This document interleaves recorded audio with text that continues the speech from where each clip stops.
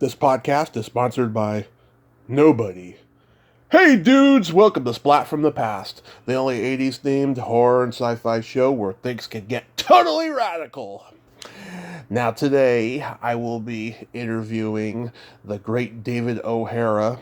David O Hara, of course, was in a lot of Fred Olen Ray classics back in the 80s, like Biohazard, The Tomb. He was in Hard Rock Zombies. He's going to be my third guest from that movie. I can't wait. And he was also in Star Wars 2, Attack of the Pleasure Pods, Angel of Vengeance. Then his filmography stopped for about 20 years, and now he's been back in the game. I'm going to find out what happened during those years. I know that he was a track and field coach before he got into acting, but did he go back to it? We'll find out. And also, too, I am with a heavy heart to say this. One of my favorite actors growing up, favorite comic minds in general, Charles Grodin, has passed away. I am at a loss for words. The guy was a huge part of my childhood, from playing, Nikki Holiday, who wants to fuck Miss Piggy in The Great Muppet Caper, to playing one of Gene Wilder's buddies who's pretending to be blind in that restaurant in The Woman in Red, a San Francisco movie, Holla, and working with Jim Belushi and Taking Care of Business, Seems Like Old Times, my favorite Chevy Chase movie, Clifford with Martin Short. He did so many great movies, and it's really sad that he passed away. It's ironic too, because last night I was watching the Saturday Night Live episode he hosted where he was Garfunkel, Simon and Grodin. It was a hilarious little bit they did, singing The Sound of Silence. So rest in peace, Charles Grodin. Thank you for all the years of wonderful laughs. So yeah, here is my interview with David O Hara.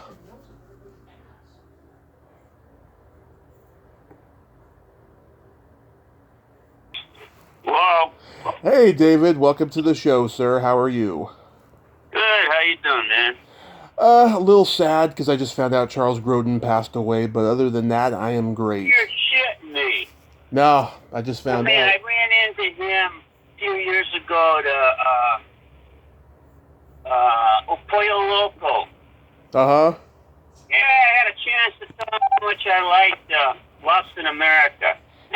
Oh, yeah. That's a great movie. That and the other one he had, Dude, Spending Your Life, was awesome. Oh, no, you're thinking of Albert Brooks. Charles Grodin. Oh, I am. Oh, Charles Grodin. I am thinking of Albert Brooks. In some way they're a little bit similar, I guess. Yeah. Oh, well, Albert Brooks is still around, I think. I hope he is. He is. Grodin I liked because he was so dry and subtle. Yeah. He did Heaven Can Wait and a few other really good movies. Heaven Can Wait. Yeah, Seems Like Old Times. The Woman in Red. Yeah. Woman in Red, yeah. A lot of great movies. So this is... how old I'm getting senile, and we said Grodin, and I immediately thought it was Brooks. It's okay. Oh, man. It happens. This is such a great honor. Thank you for taking the time today. Oh, I feel more than happy to, man. It's an honor for me. Thank you, sir. So... I rarely have anybody ask for my opinion of anything. Yeah. I'm my biggest fan. So going back in time, I was reading that you coached track and field before acting, but did you also gravitate toward acting when you were a kid? No, I didn't start till I was 34 years old. A friend of mine got a part on Happy Days, and I thought, oh shit, that looks like fun. Yeah. You're born in Tennessee, raised in Arizona? Yeah. Yeah, I used to live in Glendale. I lived there back in 2007 for 3 months, and then I got my ass out. It was just way too hot over there. Well, Phoenix is hotter than Las Vegas. Yeah. It really is. I mean, people don't realize that because it's huge city. It's growing like crazy. I mean, it does have some like the best winters in the United States, but the summers are I think I've seen 121 or something. Yeah, it was about 120. It's about 120 when I left. I left on 4th of July that year, so it was pretty... Well, the best thing about it, when I was a kid, for 10 cents, you could go to a public swimming pool for the entire day. Yeah. For a dime. Wow. Those days Yeah, are over. yeah, that was nice. Yeah. So, what events did you excel in track and field?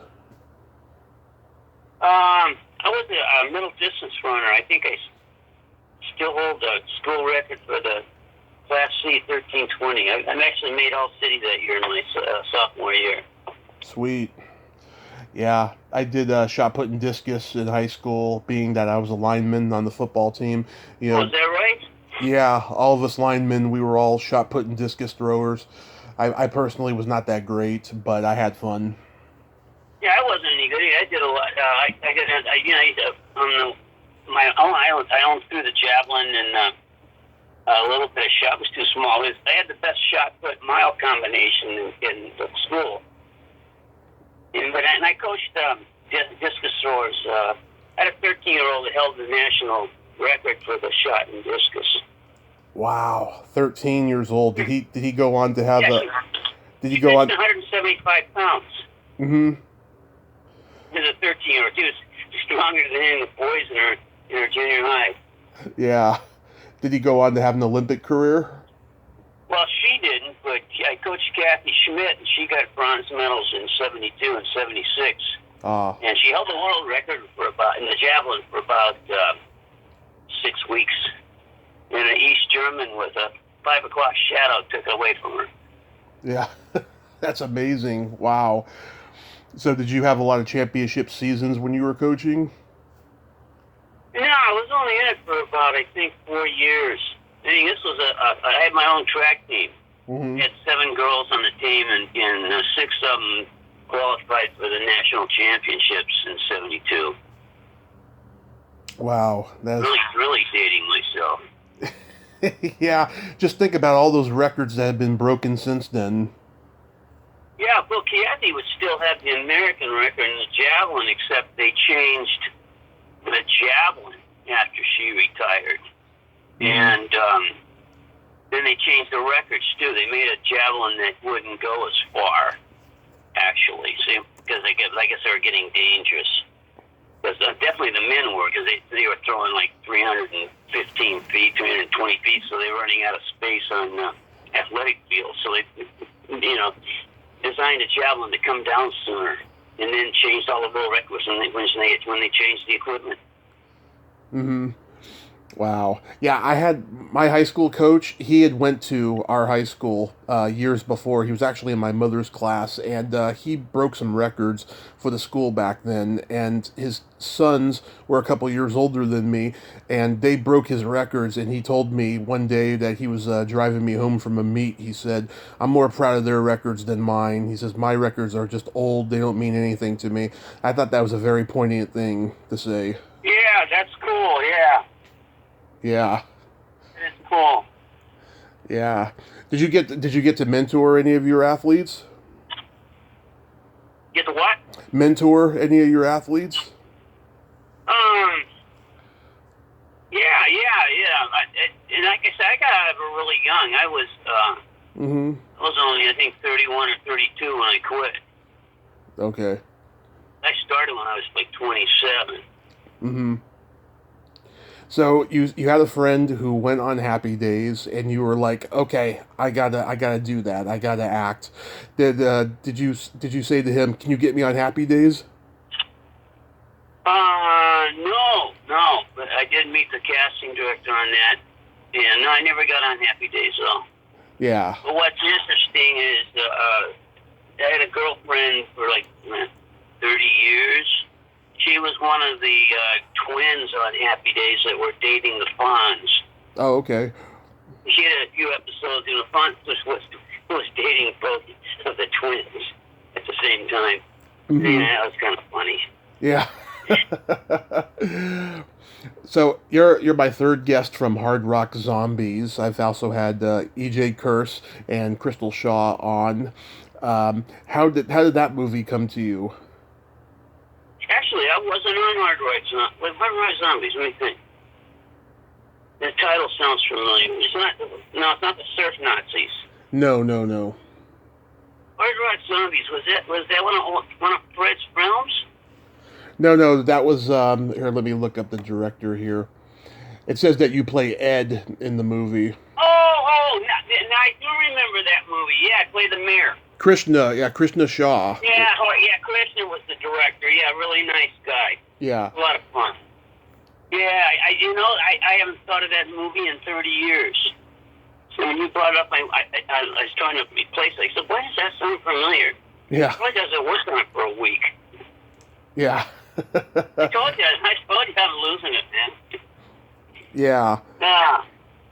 So you were auditioning, and that one happened to be the first one you got. First movie I got? Yeah. Well, one of the first, yeah. I'm trying to. I don't remember the chronological order of any of them. Although the first one I did with Fred. Yeah. Fred Olen Ray was Biohazard. Right. And then I did a few more with him. Yes, which I'm going to ask about. So you start working with Fred on Biohazard, and that was just a standard audition, or did you already know him? I think I auditioned for it. I don't remember. Because there were ones after that, of course, I didn't audition. Fred just called me up and said, hey, we got something. You want to do it? They go, yeah, that sounds like fun. Yeah. Anything I don't remember. I don't remember auditioning for it. I really don't. Mm-hmm. Anything about the making of it that stands out? On the first one? On Biohazard, yeah.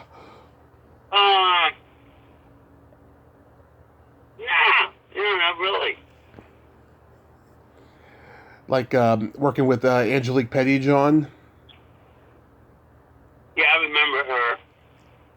Yeah. And was she in The Tomb also? No, she was in Biohazard, and I think she did a couple other movies with him, but but she was not in The Tomb. Okay, I may have mixed up with somebody else. Because they had this big name stripper in the Tomb. I forgot her name. Well, let's see. There was in The Tomb. There was Michelle Bauer, who's a friend of mine. Yeah, I remember her. Yeah, she was great. I got along really well with her. She was fun. She's a really beautiful woman. Yeah, it's impossible to not get along with her. She's so wonderful. Yeah. There was Susan. And they also Sybil Danning. Sybil Danning, right? And John Carradine. John Carradine. And I got to work with Cameron Mitchell, too, which was really cool. Oh, yeah. Tell me about Cameron Mitchell. Yeah. Good actor. Yeah. I actually didn't have any scenes with Carradine, but I had a couple with Cameron Mitchell. That was great. He's a good guy. He was fun, too. He could add a little bit, and the guy just rolled along with it. Yeah. And he was funny. He'd come right back with something else, you know? Mm-hmm. Which one of the things I really liked about Fred is he would give you a lot of leeway. Mm-hmm. Doing your stuff. Yeah. Did you work with Susie Stokey? Yeah. Yeah. Now wasn't she in Surf Nazis? No, she was in The Tomb. Oh, okay. Well, you're talking to somebody that's got a memory like a sieve. We're talking about 1980. Yeah.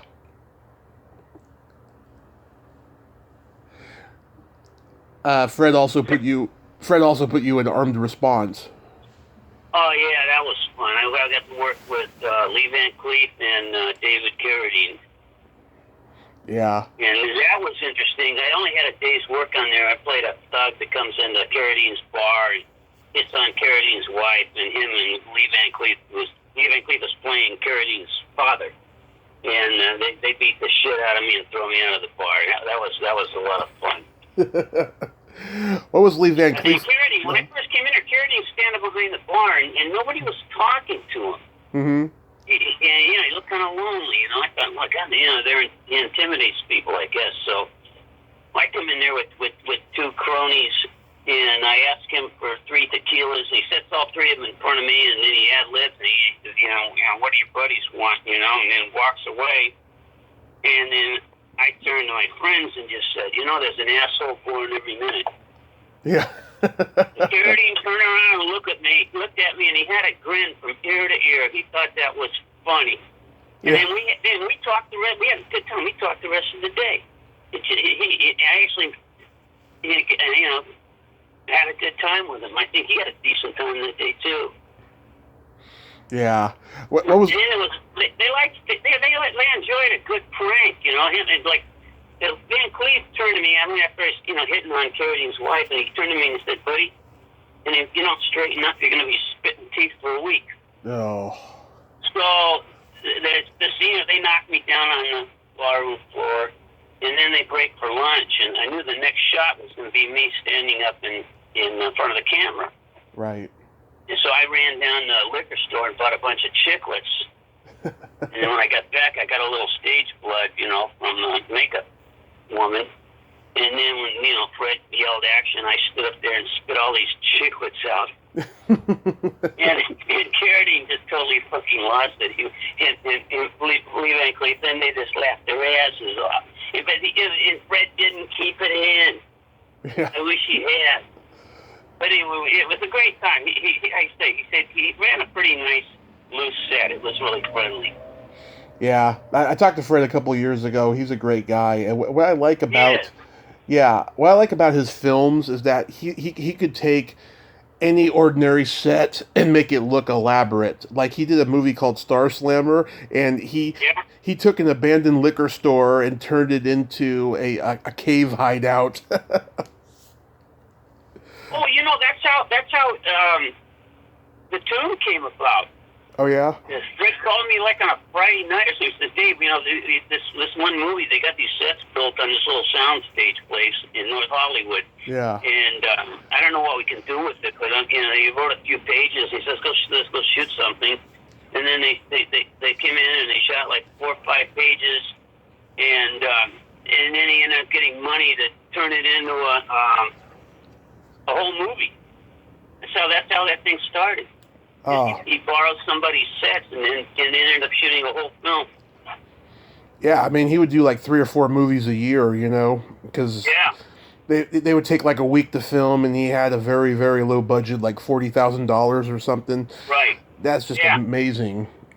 Yeah, a couple of $100,000, I guess. I guess the Armed Response may have been his most expensive film. I was a writer, and I've shot myself in the foot so many times in this business. Fred said, I want to do the most dangerous game, which was in public domain. It was American short story. Right. They've been done 4 or 5 times. He says, if you write the script, you can play the lead in it, Right. And I'm such an idiot. I got about halfway into the script, and I'm going, no, wow, this is pretty good. But I don't think Fred, I think I can sell it for what Fred will get for a budget. So I didn't, I finished the script, but I didn't give it to Fred, and he hasn't talked to me since that day. Wow. And I'm stupid. I mean, I optioned it a few times. Mm-hmm. It almost got made once. And, I had a whole deal that got my manager totally screwed up. There's a company in Siren Films. They wanted them because they're going to give me $125,000. It's back in the 80s. Mm-hmm. That screenplay. And one of our clients wanted to be attached as the director-producer, so he talked her into giving him an option. Right. But the option terms were kind of like not industry norm. When they came out from New York and we went to dinner, and he asked me about the option because they thought it was kind of bizarre, and I go, like what option? Yeah. He didn't tell me about it. And then they backed out of. They just, it was done. It killed it. Wow. And and the night that she gave him that option, I was sitting in her outer office. They had called me in. I'd have given the guy an option for $1. Yeah. Because why not? But I think the guy was afraid I was going to say no. To her other client. Yeah. And so we all lost out. Yep, that's show business for you. One of my Hollywood Void stories. That same script, I had another company call me and they said, well, hey, it's on a Friday. They said, we're going to make you, we want to talk to you, negotiate something on Monday.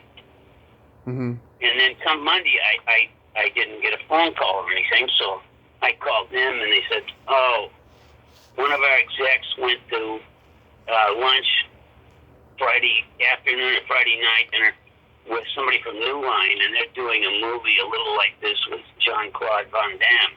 Right. So, we're going to pass. Ugh, that sucks. Oh, timing is everything. If it had been a month earlier, mm-hmm. or if New Line wasn't doing their movie, yeah. This business is like serendipitous. Totally, like, not a lot of rhyme, not a lot of reason. Yep, exactly. I forgot and then I optioned that script again, and the guy's check bounced. Oh, my God. Yeah, no kidding. And you just start taking it with a grain of salt, and you go, oh, what the hell? Yeah. I give up. I forgot to mention, did you work with Craig Hammond on The Tomb? Yeah. Craig was, he wrote part of that Most Dangerous Game script with me. He's a great guy. He is. In fact, I saw him just a few weeks ago. Mm-hmm. He's still writing. Yep, he sure is. We talked last year, him and I. Then you entered the trauma world with Star Wars 2: Attack of the Pleasure Pods. Yeah. I'm trying to live that down. Really? It was a bad one? Yeah, well, the guy that wrote it and directed it, I got to hand it to him. He got it made. Yeah. And, I still don't understand. I still don't know what it was about. It was really bizarre. He got, the lead actress was, not an actress, she was Miss Israel mm-hmm. a few years before that, gorgeous. Right. But I don't know if she'd ever done any acting. And, and I wasn't that experienced either, so I didn't help much.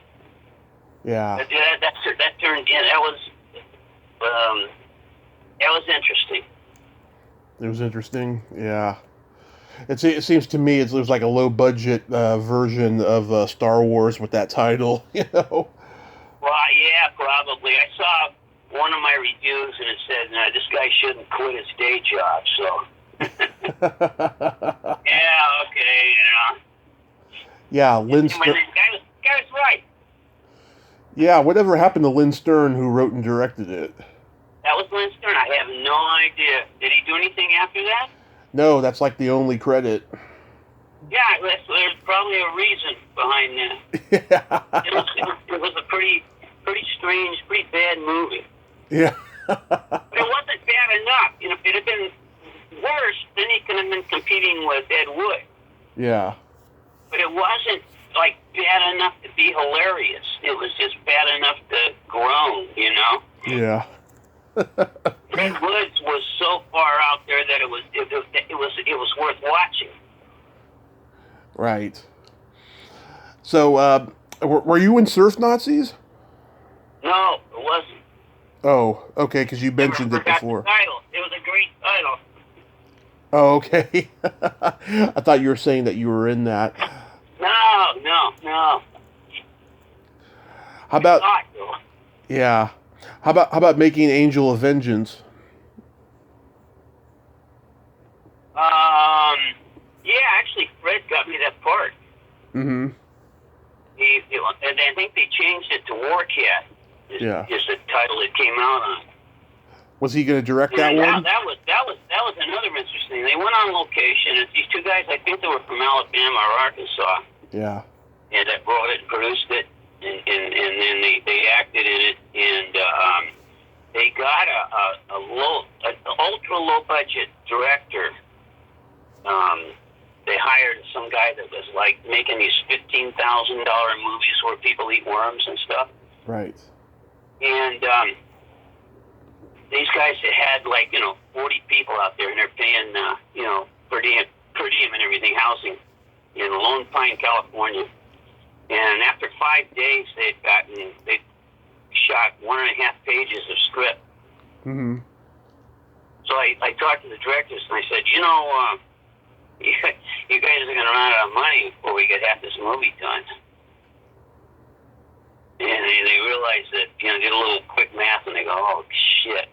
So then they hired a director who was pretty cool. He'd also done a lot of old, he was doing movies that were like a quarter of the budget that Fred had.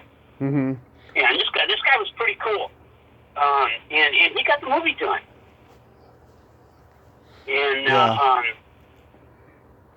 he lived in this place in, I think it was La Cañada area, maybe, or Eagle Rock. Yeah. Or Hollywood Hills, I forgot where it was, but he had a house that was like a frigging castle. He had serious. Yeah. It looked like it's a movie set. Had a dungeon in there and everything. It was kind of neat. It had a Halloween party that was pretty cool. Oh, I'm trying to remember the guy's name. I think it might have been Michaels. I should look it up. The director? Yeah. Yeah, Ted Michels. Ted Michaels? Yes. Yeah. He was a nice guy. I enjoyed working with him. He was fun. And then Ray Dennis Steckler took over.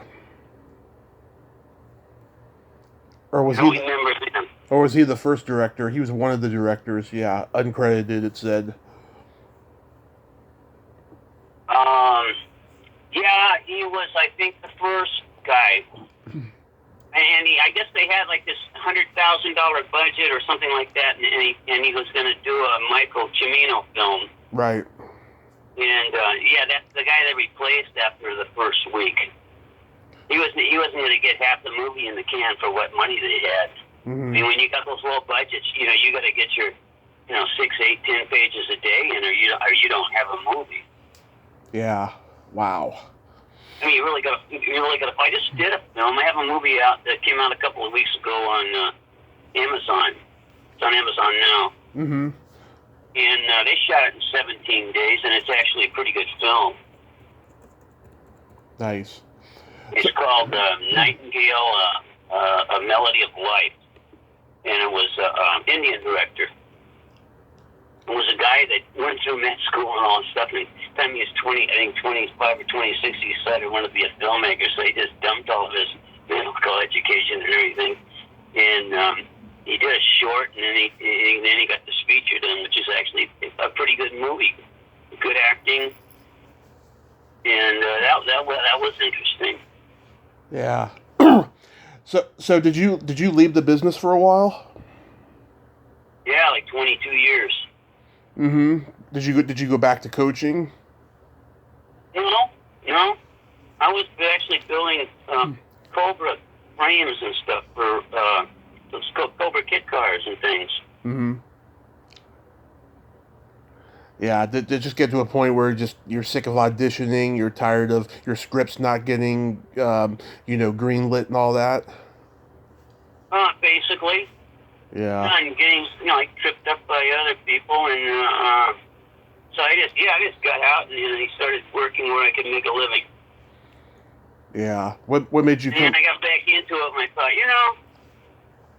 I'll just go and try and get some co-star parts and stuff like that, and see if I can get enough work in to get my SAG insurance. Mm-hmm. And that was like 13 years ago. Right. When you came back, were you all shocked at how the business had changed? Yeah, it's a completely different animal. Computers, virtual auditions. You could walk around. I could walk on the studio lots and hand out pictures and resume. And nowadays they have sniffers looking under your car, for bombs, and go through 3 or 4 or 5. Last time I had an audition at Warner Brothers, I think I went through 3 checkpoints. Wow.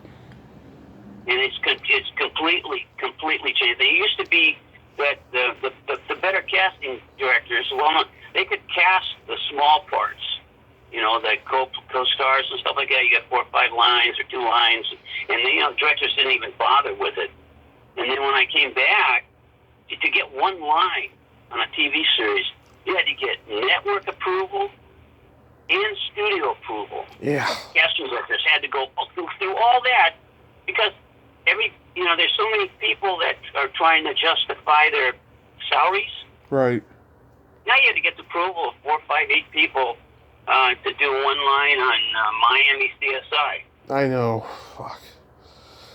It's and insane. And they used to be the casting directors, just, they'd read, 4 or 5 people, or just call somebody they knew that'd be good at it. And, you want to work next Tuesday? We got a job. It used to be cool. It's really nice. Yeah. The good thing about now, which is different, is there's so many more platforms. Usually used to be, they had the 3 major networks. They're the only ones doing, series, basically. And now they've got all the, Netflix and Amazon, AMX and FX and Hulu, Crackle, yeah. Yeah, and they're doing big budget movies now with major names and really great production values and stuff. And they're attracting the best writers because on television they do not mess with the writers like they do on feature films. Of course. And nowadays, if it's not a comic book character, features are incredibly hard to get done. Yeah. Get greenlit. They're all looking for a big thing where they can have 5 or 6 sequels and the public already knows about the characters, like all the Marvel characters and stuff like that. Yeah, everything's Marvel now, which sucks. Yeah, it's too bad. All your good movies, but then the major studios are not winning Oscars. Yep. They're mostly independent films. Like the one that won Best Director this year did the one that Nomad. Yeah. With what's her name? It's a good little movie, and it was about it's about these people living in their campers in vans. Mhm. And shit, that was a good film. Yeah. Nowadays, if it's going to be a Marvel comic, it needs a really good star. Like the Iron, wasn't the Iron Man? Which was the one that Robert Downey Jr. did. Yeah, Iron Man. And It is Iron Man. Yeah, he made those movies. Fantastic Four. He's such a good actor. It gave you something worth watching. Because I don't go see these ones with the pretty boys in there in the roles. Because it's all the same plot, and I don't really give a shit. Right. I'll go see anything that Robert Downey Jr.'s in because he's like, as good as they come. Oh yeah, everything he does, he's great in. Oh yeah, I didn't see Chaplin when it came out. I saw it about 6 months ago, and I go, holy shit! Yeah. Damn, that was good. That was great acting. I interviewed the guy who trained him to be Chaplin because he's a Chaplin impersonator. A guy named Dan. Was that right? Yeah, his name's Dan Kamen. He was in Creepshow 2, playing the Indian statue in that movie, and he told me about how he trained Robert Downey Jr. for Chaplin and stuff. He says it was like one of his favorite experiences making a movie. Oh, I can imagine. I wonder what it's like to work with somebody like, opposite Robert Downey Jr. He must give his fellow actors a lot to work with. Yeah. So you made a short film called The Mojo Cafe? Yeah, I wrote and directed it. So what was the genesis behind that? Well, I wrote a script for Larry Wilcox, which he didn't like, called Peabody, Nevada, about a little mysterious town in the Nevada desert that you cannot find, but they don't age and they don't die. And I wrote it. The first couple of drafts was just a flat out comedy. It was like a great movie for God, I'm terrible with names. Who did The Devil's Son and 51st Dates? Oh, Ab Sandler. Adam Sandler would have been good in this. It's about a really incredibly stupid investigative reporter that is trying to get a story about this satanic cult that meets out in the desert. They have all these 4-wheel drive vehicles and stuff, and they're led by a vicious meter maid He was trying to get the devil to show up to sell her soul, you know, and she can't. And so he stumbles into this little town, and these people have been around since the 1880s. And he just doesn't get it. He's so focused on his little story, and he doesn't realize that he's living in this giant story.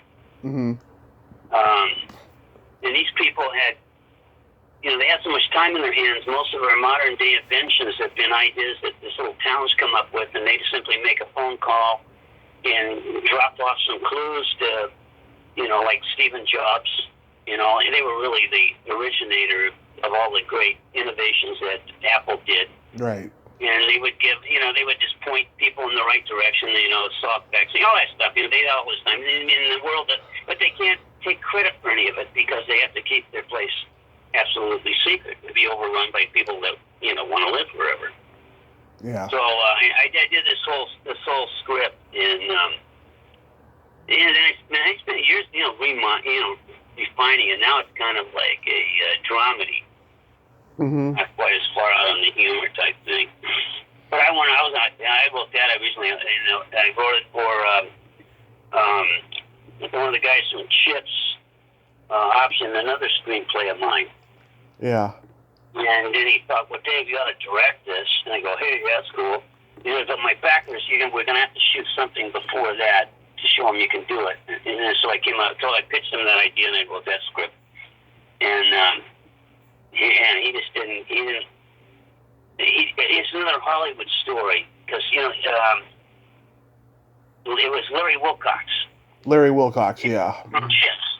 Yeah, right. and I'm writing this thing, and I made the mistake. I wrote a script that Larry couldn't play the lead in. Mm-hmm. He wasn't a good enough actor because it was. And I gave it to him, and he gave the script at me. He told me it was a piece of shit. And then that's when I realized, oh my God, I should have written the lead role with Larry in mind. So I wrote the first third of the script, rewrote it, and because I knew Larry flew a plane, then I made the hero fly a plane, and it made it more dramatic and less funny. Well, and he loved it, and wanted me to finish that up. And I insisted on getting paid for the first one, and he just told me, no, you know, you're agreeing, you're going to write all the drafts I want, and I'll pay when you turn in something that I like. Yeah. So I just said, you know, I'm not going to be the guy's bitch, you know, pardon my French. Yeah, it's okay, you can swear. And so I got the rights back to my screenplay, but it was another chance, you know, another thing that if I'd have been smarter, shrewder about how this business is run, you know, I probably should have finished it, and Larry would have gotten it financed, you know, with him in the lead, which I didn't care who did the lead. Mm-hmm. And then when we would have made a movie, I got a credit, but I'm just like I'm too stubborn for my own good. Right. Wow. I did a film with Stallone. Mm-hmm. Armed Response. Over the Top. Over the Top. Oh, you were in Over the Top? Well, I ended up on the cutting room floor. Mm-hmm. I had 2 days there, which was kind of fun. Yeah. I played a cop that pulled over Stallone because I was supposed to try and find something on his truck rig, you know, that was illegal. Right. You know, I was supposed to. My job was to really harass him, and then it led into a truck chase on the freeways, and they had gotten some permission to use the 118 freeway, and then the towns along that freeway in the Simi Valley, they all objected, and Caltrans withdrew the permit. So they had to rewrite the script real quick and take those scenes out. But that was interesting because I got the job because I was under 5'10". Which I thought, well, that's interesting. They actually told me that. I found out why, because Stallone, he gives me his driver's license. Yeah. And when the movie it says John Hawk, 6'2", we were filming, and I almost busted up because he's 5'7". And I managed to not laugh, or he would have fired me then and there. And I just thought, this driver's license is never going to be seen in the film. So why bother? And I realized that, man, this is just an ego thing. Because they make him look a lot bigger than 5'7" in the movies he does. Right. You know, they can make a guy look big depending on how you shoot him, you know. Right. There was a big Western star, was huge, was biggest at the time. He was only 5'4". And they'd stand him on boxes and things like that. So he's taller than the leading ladies. And they found, you know, the girls that were short enough. But, it just, you know, the business is kind of like, you know, kind of strange. It is very strange, yes. I saw you play Ed Gein on Criminal Minds. Yeah. That was interesting. I went in to read for some other part, and I looked so much like Gein that they called me up a few days later, and you know, the part I read for only had one day, and they said, we'll give you 3 days, because they were going to shoot in 2 different locations, you know, Gein's barn and a graveyard. So that was cool. And then they gave me kind of a buzz cut around the ears and put some overalls on me, and I go, holy shit, I look just like this guy. Yeah. I was watching Criminal Had no lines. Yeah.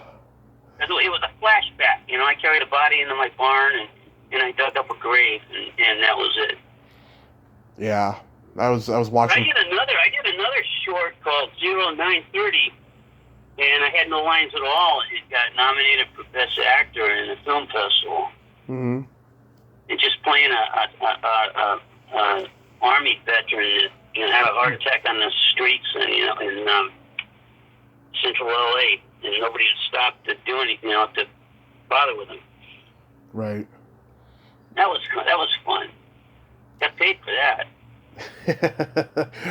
That movie you mentioned that's on Amazon, what's it called? It's called Nightingale, A Melody of Life. Okay. And it's by Gotham, and I cannot pronounce his last name because he's Indian. Yeah, I can't either. I just looked at it. Yeah, but, you know, Indian. Yeah. Really nice guy, smart. This is a guy that got all the way through med school and everything, and then decided to become a film director instead of a doctor. Huh. I said, you get all that work? He said, yeah, but I want to make movies. I go, holy shit, man. I took my hat off on him, and he did it at an early age. Really, really smart. He's like a Doogie Howser almost. He's 26 years old, and he had already gone through his surgery specialty, whatever it was. Yeah. So, and then he did this. He did a really great job. It's a really good movie. He had a lot of. You see it, you'll see some familiar faces in it. We got a couple of those, you know, those actors that do a lot of work, you know, in small parts. Yeah. You saw their face, you'd recognize it, but you probably don't know the name. Right. There's a couple of them in there. They're good actors. Just, and they, you know, like trudge along in the trenches, and they do all these, you know, like 1 or 2 day roles and stuff like that, and they're really good, but they're not like leading men. They're not going to look into a great part. Yeah. That's interesting. I'm going to check it out because I have Amazon. Do you have any upcoming projects or anything shelved? You going to make any shorts? I sent some auditions and you know, self-tape thing for a couple of things last week, and man, we'll see what shows up. Yeah.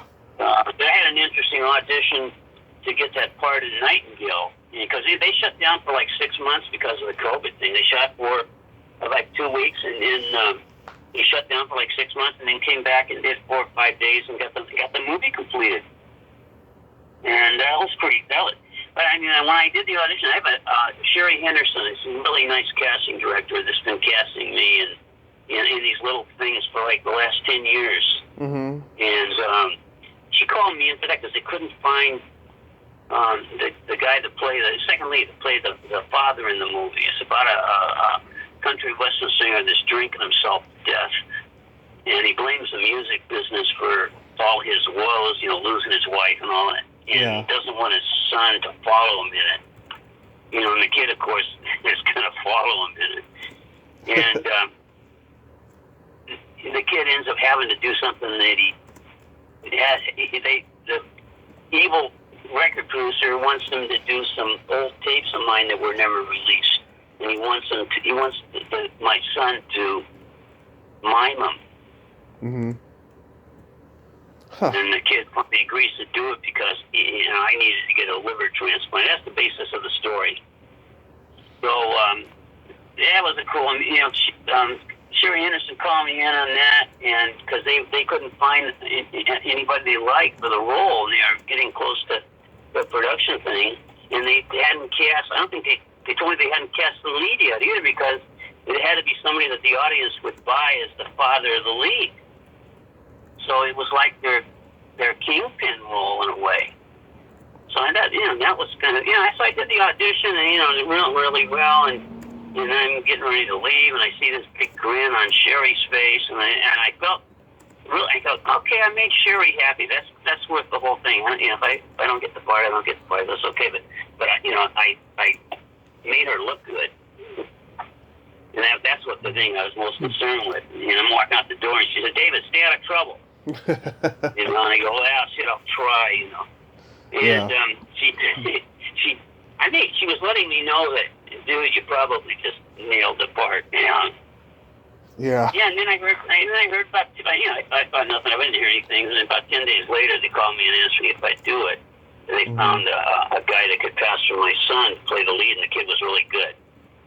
Good-looking guy, and he played the guitar and all that shit and sang. And so that was a good experience. It was a lot of fun. Nice. Well, David, I want to thank you so much for coming on today. I'm going to take a look at that movie, and I will let you know how much I like it. And I hope... Now, if you don't, let me know that, too. Yeah. I'm old enough now. I've got this thick skin. Yes. I won't take it to heart. I'll just say you haven't got any taste. So. Yeah. Well, I love bad movies, so it's most likely I'm gonna like it. But I hope you pass those auditions, get to do more work since the pandemic is winding down. Thank God. And I hope you have a great day. Oh, hey, thank you, man. I enjoyed it. My pleasure. Bye-bye. Have a good one, man. You too. Well, there you have it. David O Hara. Ain't he a cool dude? Interesting guy, huh? Interesting guy. Glad everything is winning in his favor. Well, until next time, this is Tommy Throwback Kovac saying there's no shame in living in the past because the present sucks. Later, dudes.